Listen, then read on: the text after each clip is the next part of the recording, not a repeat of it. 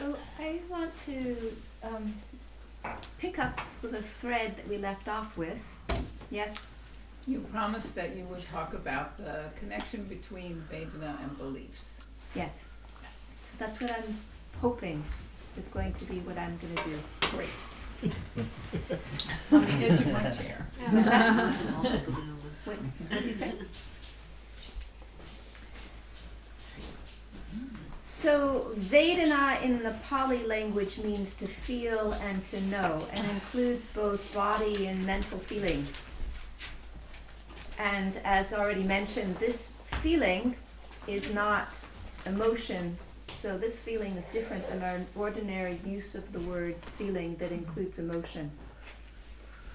Emotion comes from the input of Vedana, but belongs to the third foundation of mindfulness when we're looking at objects of mind. So we've already seen pleasant, unpleasant, and neutral. We can have them bodily, we can have them mentally, and they can be connected to worldly or unworldly. Worldly in the sutta refers to in the world of sensuality, physical senses. Unworldly is related to meditation. So pleasant feeling that's an unworldly pleasant feeling would be a thought of loving kindness or a feeling of joy.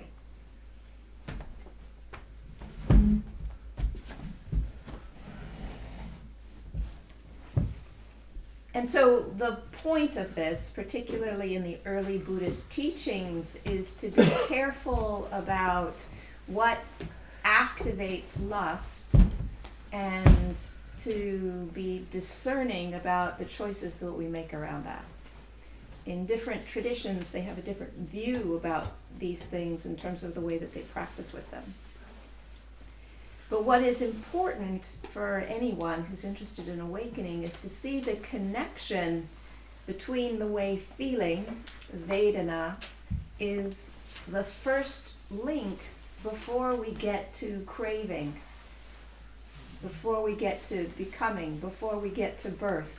So before we have the cycle of suffering that starts spinning, we have Vedana, and Vedana is a really much easier object to pay attention to then when it goes into grasping, clinging, becoming, and birth. Those later stages are much harder to catch and to interrupt. So one of the things that's true about Vedana is that it changes. Nothing that we have as one Vedana is permanently that way. And so it's just curious to me, like I stand up and initially standing feels pleasant, and then after not a very long time it feels neutral, and then after a little bit longer time it feels unpleasant. So the same thing changes from one feeling to the next feeling. And part of the reason why it's helpful to contemplate them is because when we recognize that no matter whatever we're feeling, it changes, then it gives us the perspective to not be so identified with it and to be a little bit more even keel from it. So the Buddha gave the simile of the Vedana as like winds coming from different directions, where sometimes the wind is cold and sometimes it's wet and sometimes it's dusty. And so the vicissitudes of weather is something that we can feel in our world. And when we have more equanimity, it brings more detachment, it brings more stability. We don't get caught by the changes, and the lack of agitation gives us more capacity to be with the way things are shifting. It also gives us more leverage for unpleasant feeling. So I don't know about you, but at some point I had this view that if I could be born, if I could absorb myself into the middle of pleasant feeling, then that was where happiness would come. Like if I could completely merge with pleasant feeling, then that's where I would be happy. So I had this idea. And then guess what? It doesn't work, because the happy feeling comes and the happy feeling goes. But when we practice that with happy feeling, it also gives us some more capacity to navigate unpleasant feeling in terms of how to relate to it. So feeling, this Vedana is a factor in the views that we have, in the things that we believe, in the things that we grab hold of. So the grasping is where we become identified with something. And when we have a view that is pleasant and we're not recognizing it either as a view or as pleasant, then those becomes the seed for clinging, for grasping, for becoming, and for birth. And so when that happens with views and we're not aware of them, then what happens is that there's an identification with the belief as truth without the discernment of the causes and the conditions that have given rise to the tenacity of that. We didn't see the Vedana, we didn't see the grasping, we didn't see the clinging, we didn't see the becoming, and we don't see the birth. All we get is that this view is real. We have the end result rather than seeing the links in it. But Vedana is there beforehand. It's the first thing that happens. So in our ordinary world, at least in our contemporary world, we can see the way sometimes we preference or for logic as being somehow preferred. But when we see what's actually operating, what we can notice is that feelings colors our thoughts and our reactions. And that logic only reinforces pre-existing likes and dislikes. It actually isn't rational, it's just a confirmation of something that has been subliminal and not noticed.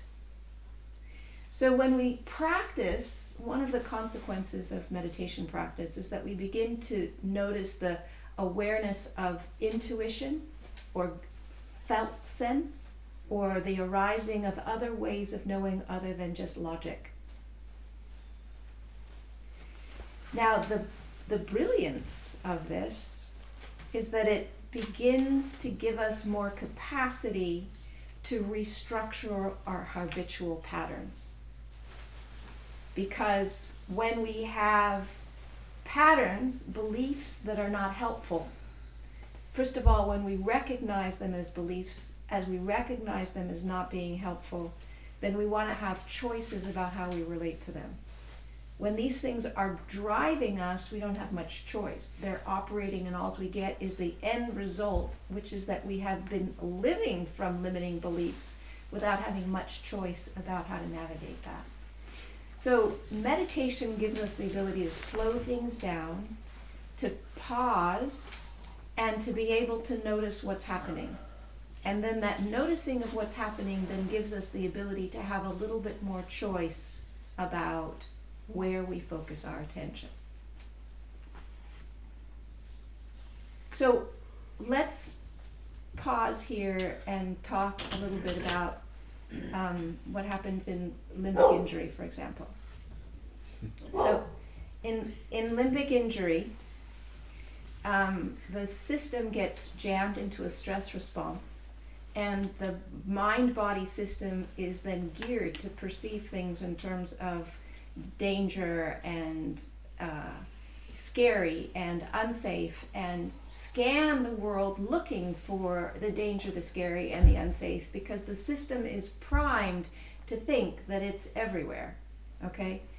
And so our systems become hypervigilant and we become very sensitive. So the other Wednesday night when I was talking about the example with the fabric softener, so my system had gotten exposed to mold, and my system was reacting to household chemicals became substances that I was interpreting as dangerous.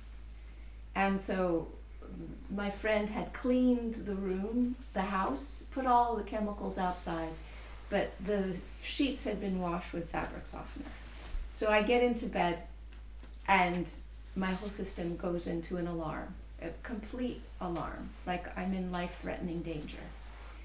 And I could logically recognize that I was having a reaction, and I was telling myself, this is not needed, it's fabric softener, it's not life-threatening. But my body had a completely different opinion about what was going on. So my logic in a limbic system injury was not helpful. But when I actually got on the bicycle the next morning and rode away, escaped the danger, then I engaged in my nervous system's need to escape, to get out, to get away from what was actually threatening me. It didn't matter that it was fabric softener. I was experiencing it as a threat. And so it made no difference how smart I was about what was happening, telling myself, this is a reaction. I needed, at that point, with that level of engagement, it was helpful to let myself escape, to get out of there. So when we know this, we have different choices. So one choice that when we notice ourselves getting activated is we can pause ourselves and see if we can redirect our attention to either something that's neutral or something that's pleasant. So once we notice the beginning stages of a trigger, and we have discerned that it actually isn't something that is dangerous, we aren't actually in danger, then we can change our focus to let ourselves be aware of something that's neutral, like how many windows are there in this house? How many light switches can I see? How many things are red? So those are neutral things that gets me engaged in something that's different than this rut, which is, and then the feedback is that I will look for things that are dangerous, I will find them, and it'll continue to activate the fact that I feel nervous about the fact that I'm unsafe. So the mechanism is that it primes the senses to look for danger, and when it finds things, it then reinforces the fact that we have a right, or it's right to be scared because there's all this danger around. So when this is working with limiting beliefs, so that's how that works with limbic injury. When this is working with limiting beliefs, again, the limiting belief feels so real, it feels so like this is the truth, that it's hard to get a perspective on it, other than sometimes what we need to do is we need to do work in advance, like when we're calm, or like on a day-long retreat, where we can begin to identify the limiting beliefs that we have, because when they show up as this is absolutely the truth. They do not show up as this is a limiting belief. So we need to have extra discernment to recognize something that shows up as under the disguise as this is real and the truth and who and what I am. So when we do that work in a calm situation, when we have some level of safety, when we're surrounded by friends, and then it shows up again when we're washing the dishes or we're driving the car or whatever is happening, it shows up again, we have more capacity to say, oh, this is a limiting belief. And then we use the Vedana to switch our attention away from how that is showing up. I am bad, I am unworthy, my body is unsafe, whatever it shows up as. And we first turn our attention towards something that's neutral, and then we turn our attention towards something that's positive. And so one of the ways that we can do that when we have friends is we can just text each other, or we can call each other on the telephone and talk about bananas or ice cream or nothing of significance. But just to engage in another person talking is going to calm our system. But what is fabulous is when we speak to another person and we have them either tell me something that's going well for them, tell me a joy that they're experiencing, or have them affirm positive qualities that they see about me, then our system is moved away from this trench, which has got a rut, which is self-perpetuating, and it begins to lay down pathways of something that is very different, or reinforces the possibility of joy. Okay? So when we take a negative belief, or when we take a limited belief, or when we take a painful circumstance or situation or memory, and we conjoin it with something that is positive, then it takes the steam out of that belief, and then it gives us like the possibility of recognizing that it's not as solid and as concrete and as real as we think it is. It's like the curtains are revealed, and we get to see the wizard a little bit faster. And so this whole class is designed, or at least my intention, the hope was, is that we work with the classical teachings so that we understand how to use these classical tools, but then move in and out of the places when we need extra support, because what we're dealing with are beliefs or limbic injuries that circumvent our capacity to use the classical teachings in a way that are actually helpful. So that's the point, that's the intention. And you guys get to say how it's working, whether it's effective or not. Yes? Okay, so I have a belief, say, I'm broken beyond repair. And that kind of exists on both a semi-conscious level as dialogue in the background, and as on an unconscious level. And it's hard to know when that belief is like running the show. And I'm still not quite getting the connection between that belief, I am broken beyond repair, and Vedana.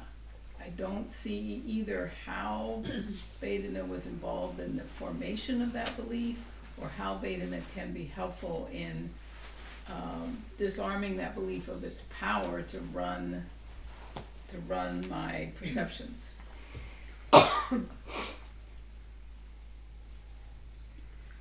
Okay, so now I'm going to leave the classical teachings and talk about what I know from developmental whatevers. When we are in circumstances that are unsafe repeatedly as children, we end up with coping mechanisms of how we survive. And one of the ways that children survive a situation like that is by making them the source of the problem.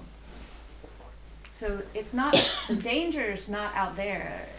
The problem is in here.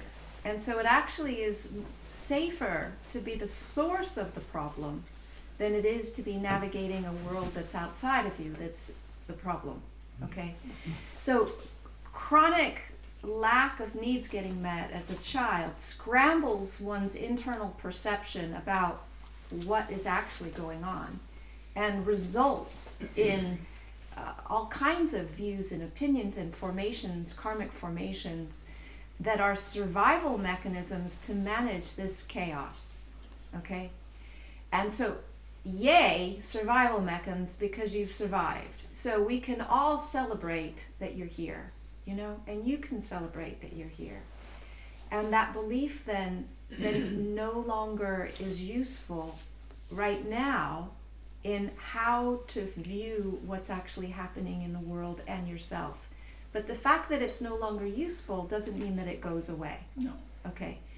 So repeated unpleasant contact with needs not getting met as a child set the basis for coming up with this view that then got solidified as real, as truth, as God-given, and as absolute, and as indomitable. Because it was so unpleasant, it was so ingrained. It was so unpleasant and so unpredictable that unpleasant Vedana gave rise to this belief as a coping strategy for how to make it a little bit safer a little more manageable. Right. If the problem was inside of you, that's easier to deal with than if you're navigating a whole big, huge, terrifying, scary world that's perpetually out of control. Okay? Mhm. So it worked. Mm-hmm. Yeah. Now, fast forward into the present time. With these kinds of things, it's difficult to notice when they're driving because they are so unconscious. And so part of the work is like the work with a Yeti, you know, the abdominal snowman. You don't ever see the Yeti, but you see the footprints. So part of the homework is to begin to identify what are the footprints of this particular belief. What are the thoughts that you have? What are the moods that you feel? What are the behaviors you engage with? What are the kinds of things that result? When that is present, what are the results? Okay, so that you begin to look for the signs of And is it. Vedana a sign? No, How's the Vedana- limiting it's not belief, connected. the limiting belief, you look for the signs of when that is present and operating. Got it. Okay? Then when you see that it's present and operating because of the behaviors, the thoughts, the moods, or whatever else is going on, then you use Vedana to change it. You shift your focus from whatever you're paying attention to either something that's neutral or something that's pleasant in order to get your mind off of whatever it is on that is either triggering or reinforcing that limiting belief. And that thing that reinforces that limiting belief, it can come from the outside or it can come from the inside. Completely. Right. But when you're navigating this, it doesn't matter if it comes from the outside or the inside. What's important is that it's important to notice it as fast as possible and to shift. So let me tell you about my friend Bert. I love Bert. I've known Bert since I was 14, so many years. And Bert had a structure around beautiful. He somehow internalized that he was not beautiful. And so when he was with people and they conveyed either deliberately or inadvertently that he was not beautiful, eventually he came to the point where he said, I'm not going to do this. And it absolutely doesn't even matter if it's not your fault that I feel this way. If I'm feeling that I'm not beautiful, I'm going. Okay? So it doesn't matter if it's not your intention. It doesn't matter if it was anything that, if I'm experiencing this, I'm leaving. Goodbye. So he made like timeout. I'm not gonna put myself in positions where this is getting triggered and stay in those triggered situations. I'm switching out of this. It's not serving me anymore. And so then he made a very deliberate choice to make careful choices about who he would hang out with around whether or not in their presence he would feel beautiful or unbeautiful. And after a while, this was something that began to ease out of his system, and it was not something that had so much energy.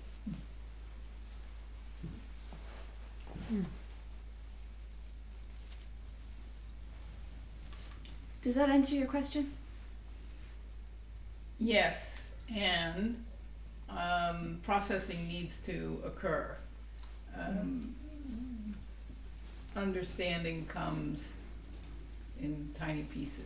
Yes. So when we're navigating, okay, so in a classical Buddhist context, we are encouraged to watch pleasant, unpleasant, and neutral Vedana. When we've got a limbic injury, we do not want to watch unpleasant Vedana. Mm-hmm. We want to touch it and move away to neutral or pleasant as fast as possible, because we don't have the capacity to watch unpleasant Vedana without it actually causing more stress. So we don't watch it, we grab onto it like a Rottweiler or an eel or a vice grip, and so we can't let go. So if we're experiencing unpleasant feeling, Vedana, then we want to, okay, unpleasant, and then redirect. And that's why community is so powerful, because the mirror neurons that we get from looking at someone or being around somebody that is regulated, or having somebody tell me something that's joyful that happened to them, means that my whole system is flooded with positive things through mirror neuron. It's not through volition. It's through just the impact of being together. And that's how we can benefit each other by that. And we can use that knowledge in a skillful way so that when we are going through a rough time, we can reach out to people, we can have joy journals, we can have generosity journals where we remember the things that we've done that were kind. We can speak to somebody about things that are either neutral or positive. And through our contact with each other, we can shift this rut that is a loop that keeps feeding back into the system information that will let our senses be primed for seeing all the ways that it is true.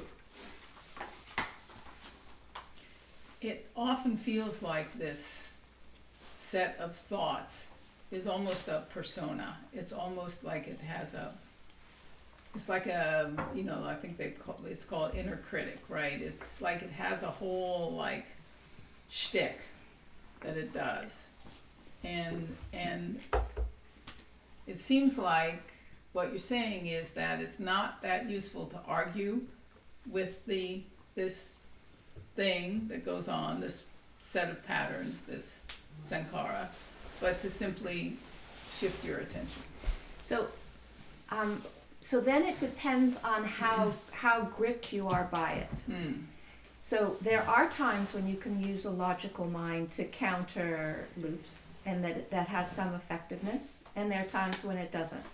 So for example, with the fabric softener, no amount of understanding the way limbic injury was operating was having any impact on the fact that my nervous system was totally jacked up. Okay? So the knowledge wasn't helpful. And no amount of saying this is just fabric softener. Get over it. Exactly. That was not what working. Was needed. So what's needed is the discernment to recognize when what we are doing is helping and when it's not helping, and then to scale into something that might help.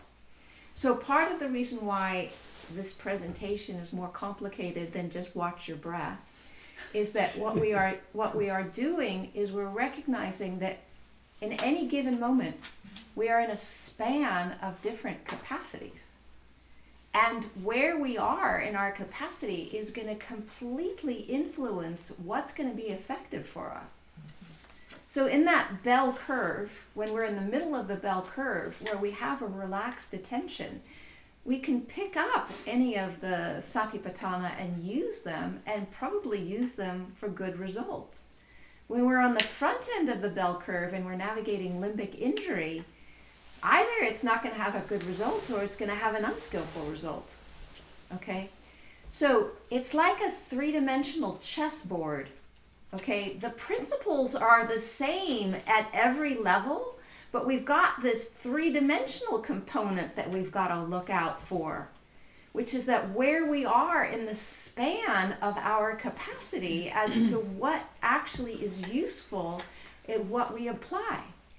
Okay? And that level of complexity is a little hard to wrap our minds around, and it's also hard to develop an intuition to sense where we're at. Yeah. Because that is also something that I haven't seen much discussed. How do you ascertain where you are on the spectrum to figure out what is actually the most helpful right now? So in a medical team, triage is like common. That happens everywhere. You get a bunch of people in and you triage the level of risk, danger, emergency, and then you prioritize by who's at the highest risk. You treat them first, and then everybody else is lesser. Yeah? We need to figure out a triage system for ourselves to figure out where we're at. Like, what are we navigating? So that we can bring the tools that are going to be appropriate and helpful. So there's absolutely nothing, the Buddhist teachings are brilliant, but they need to be used in the selective way when we're on the front end of that bell curve. We can still use Vedana, we can still use the third foundation of mindfulness, but we need to be very careful about the way that we apply it. Because the third foundation of mindfulness, as well as the second foundation, says pay attention to unpleasant. And when we're on the front end, it's like we so don't need to pay attention to unpleasant. We're completely like locked. We've got super glue all over ourselves with unpleasant. We're like a magnet for unpleasant. So touching it and then come back. Redirect. Touch it, yes, and redirect. And so one of the things that I really appreciated about the dynamic neural retraining system, that program, is that there's this international community of people that are available to help with redirect. And so there's a program that you learn to do, like a 15-minute thing that you learn to do. And so you can do that as a buddy with somebody else. And so, you know, if you connect with somebody and you listen to them do their 15-minute round, then that by itself can help calm you down. So it's not volitional that you have to do a something, but being in contact with somebody who is regulating themselves by itself will be regulating for you. And the same, like there's laughing yoga that you can have. I mean, I don't even know how many. I haven't been doing it for a while. So when there was like 10 laughing yoga pop-ups a day, like a day. So at any point you can dial in and do laughing yoga where you just flood your system with laughter for no reason. And that's fabulous for redirect. So the principle is that you're stuck in an unpleasant Vedana. And so either you need neutral or positive in order to redirect your attention to allow that rut to become less grippy, and then lay down the pathways for the possibility of more joy. Got it. Thank you. That was very good. I have a question if you're up for a question. Please, yes. Okay, so it's about the mirror neuron thing. I Yeah. really think what you're describing as the pathway where you're like co-regulating with another person, even if you're not telling them what's up with you, just listening to how they're doing, that has like been tremendously useful for me in my practice. I work in politics. I work, in union organizing, and I have this thing where the world seems to actually be able to like speak back to me exactly the things that I'm like most ashamed or most locked in believing about myself, right? We can just say it's what's happening in the world or the conditioning in the world, right? So like I regularly have people be like, you are stupid, you're bad, you don't know what you're talking about, you're a piece of shit. And I have a hard, you're surprised? I have a hard time, you don't work with men in Sacramento. I have a hard time applying this world of practice in this sense where I actually have that negative, I don't know what you want to call it, I have that like coming at me all the time. And so the redirect is harder. I live with one of those. Yeah, right? Yeah. The redirect is harder. Yeah, redirect is really hard when it's being right named in your face. and it's in your living room. Right. Yeah. Yeah, great. So if we could talk about our families too, right? Like there's lots of just really negative assessments, right? Coming at us. And so then what do you do? Or you could talk about being a black person in the world. I mean, let's, Right, yeah, sure. right? So Like, my story, I guess, is probably story of patriarchy, but yeah. So we start where we're at and we find safety where we can. And so in some situations, it's like what we need is to have an ally. So let me tell you a story and let's see if we can unpack it with what you just said. One of the nuns in England came from a very dysfunctional family, like really dysfunctional family. And her grandmothers took care of her, and they were getting older and more frail. She wanted to visit them, but in order, she couldn't stay with them. She had to stay with her mom, and the mom was the source of a lot of trauma for her. And so I just offered to go with her, okay? So what that meant is that she had another person in the space with her so that when she would, instead of getting dysregulated, she could just look at me and see that I was there, and I was mirroring for her a completely different set of values and beliefs and sense of well-being, okay? Which meant that she was able to be there and not to get dysregulated, okay? In her situation, it took her a number of years before she could go back and be with her family and not get dysregulated. So what she learned is that she just needed to take somebody with her when she went on family visits because she just didn't have the strength to do it by herself. All right? Let me switch again, and then let's see if we can figure this out. As a nun, there were some situations that were really harder than others. And there was one particular situation where there was this monks meeting, or there was a meeting, and the monks made a rule that only a few nuns could attend to this meeting. So they were like fit between 12 and 18 monks, and initially only 4 nuns were allowed to go. And one of the nuns who would regularly go would cry all the time because it was impossible. It was just like it was impossible.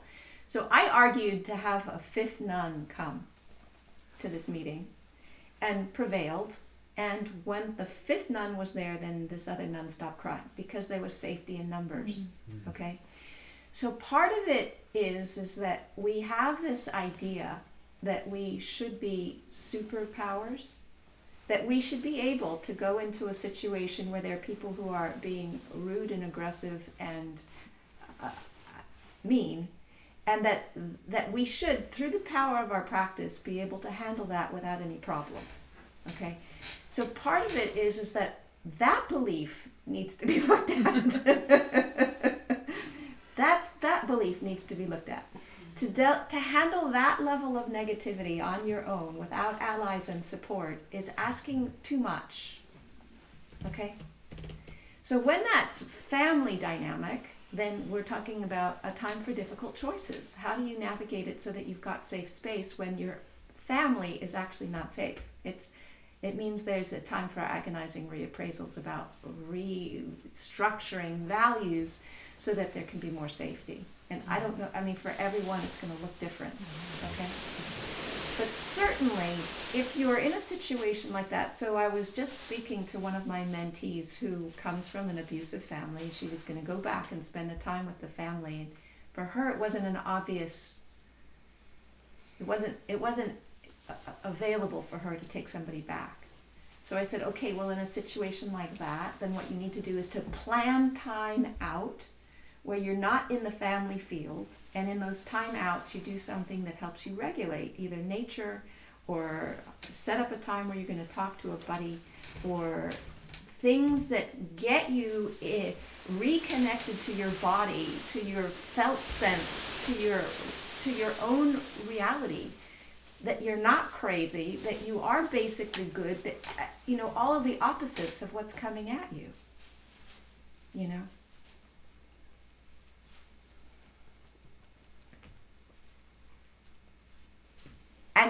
And then work towards changing the culture so that it becomes less of accepted for people to trash each other like that. And as you know, changing culture is a big deal. It's not a small thing, it's a huge thing. But it's as a human being, it's unacceptable to be constantly living in a circumstance where you're regularly trashed.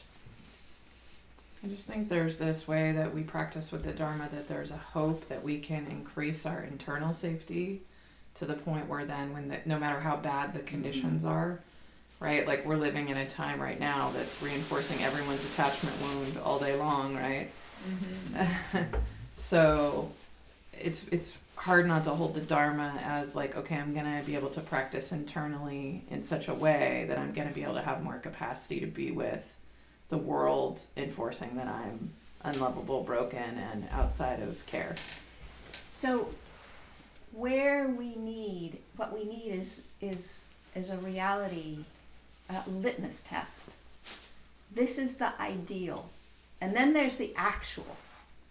Okay? The ideal is that when we are completely awakened, we are unshakable because we're not connected to our personality, belief, and structure as identified as who and what we are. We're connected to source. That is the goal of meditation, is that's where it leads us. And then there's the reality of where we're at this moment after not having slept, or, having watched 3 people die, or whatever it is that we've navigated in our personal circumstance. We've got the actual reality of where we're at right now. And so what's not helpful is to hold the ideal of what meditation should be and superimpose it onto what's actually happening, and then drag ourselves through the trenches thinking that if we were practicing correctly, then we wouldn't be experiencing what we're experiencing. That's not helpful. What is helpful is to say, yes, my ideal is to get to a place where I'm unshakable. Right now, I'm shaking. So what do I need in order to bring more support to me this minute, to support me in the next hour, to get through this next whatever I have to get through?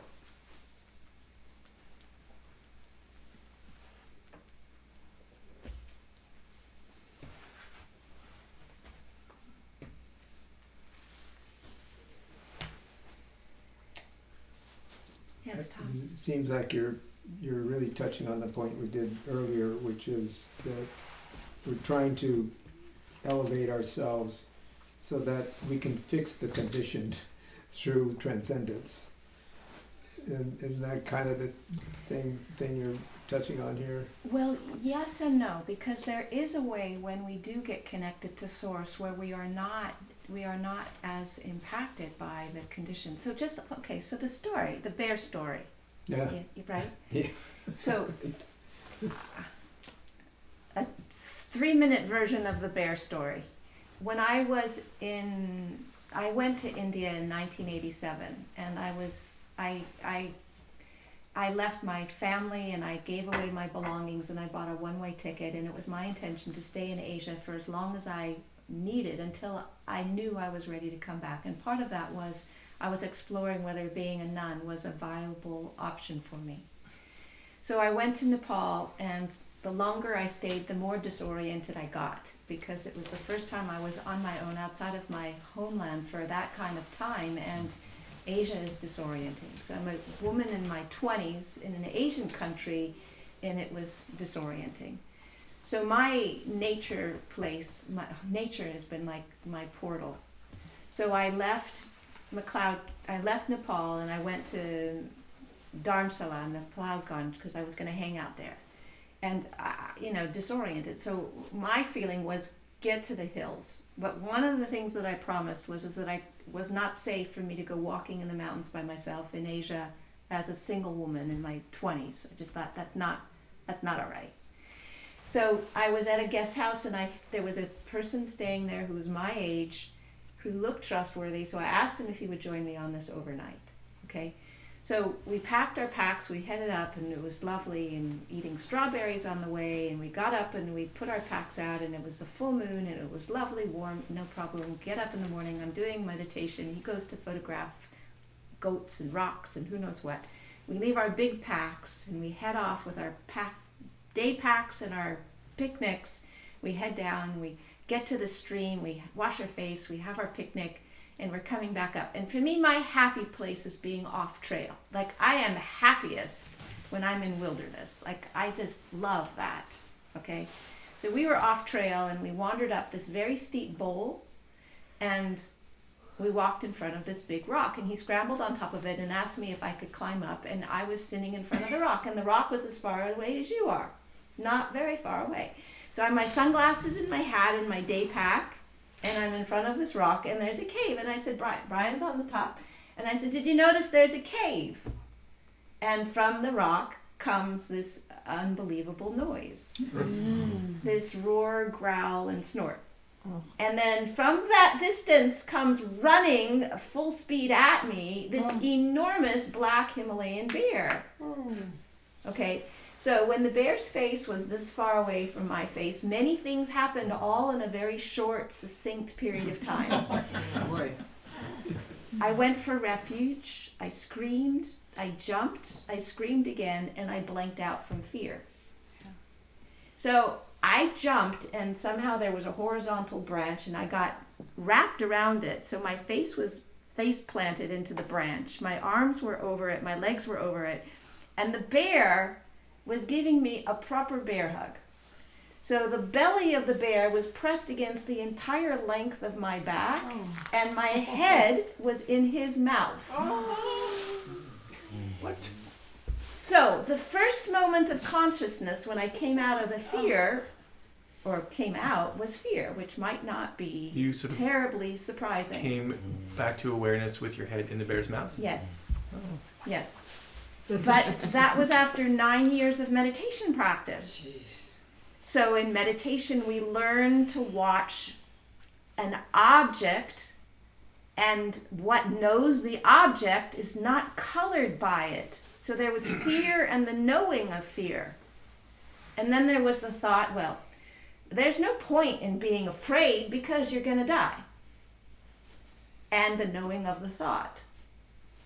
And then the sound of Om welled up inside of me, which as Theravadan practitioners is like out of left field because we don't do Om. So I don't know where that came from, but that came.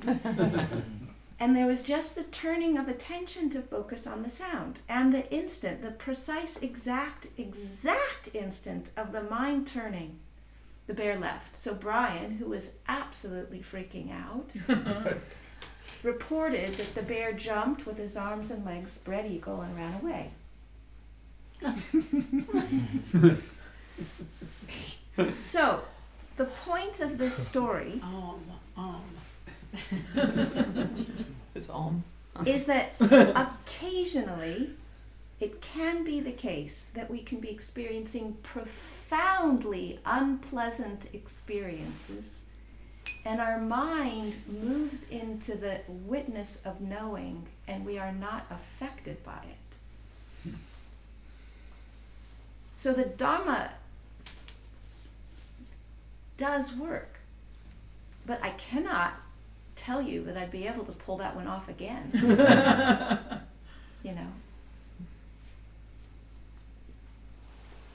And so what is not kind is for us to say, well, because the Dhamma works in some situations, then we can abandon ourselves in other situations with the hope that the Dhamma is going to pick up the pieces later on. That is not kind. So what we need to do is actually get clear about where we're at and what we're up to, so that we don't set ourselves up to perpetually abandon ourselves with the hope that the Dhamma is going to pull it together on the other side.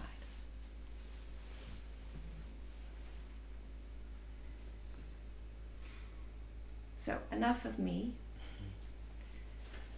Yes. Can you answer one more question? Okay. All right, one more. Really important. So you were talking about how we come to the meditation hall with limbic injury, and we get close to something, some piece of letting go, and there's a wall. And somehow it seems to me that dissociation is somehow part of that wall. I've encountered that many times, and it's always like, how come at that moment do I get scared? How come at that moment do I get triggered and flip out and want to run away? So it's classic, even without limbic injury, that when we get to that place of letting go, people flip out and want to run away. So even without limbic injury, that's a natural response, okay? The difference is that when you're in limbic injury, what it activates is a fear of annihilation. Of annihilation, that's exactly right. That's the dissociation, that's the I don't exist anymore. Right, and so what happens when there is either enough repair, I think there's enough repair, is that one has the capacity to endure that without dissociating. And that is the portal that takes you through to the release. So you endure the, oh my God, I gotta get out of here. Where's my car keys? I'm leaving the retreat right now. You endure that. Well, endure is the wrong word. I mean, it is endure, but from the limbic injury, it's like that's like hell. That's the worst kind of hell. That moment is the worst kind of hell. Exactly, yes. When there has been enough repair Mhm. so that there is some sense of being held in a cohesive field of belonging, Mhm. then that hell is a little bit less hellish. Mm. It's still hell. It's Mhm. still hell, but Mhm. it's a little bit less hellish. It's not absolute unmitigated hell. It's just hell. Okay. Thank you. So we need to actually do the repair. We need to come into healthy, trusting relationships with people so that we can relax into knowing that that actually is available, that that's holding us.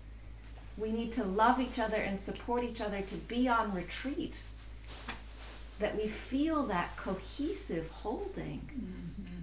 because that cohesive holding will help us in that process.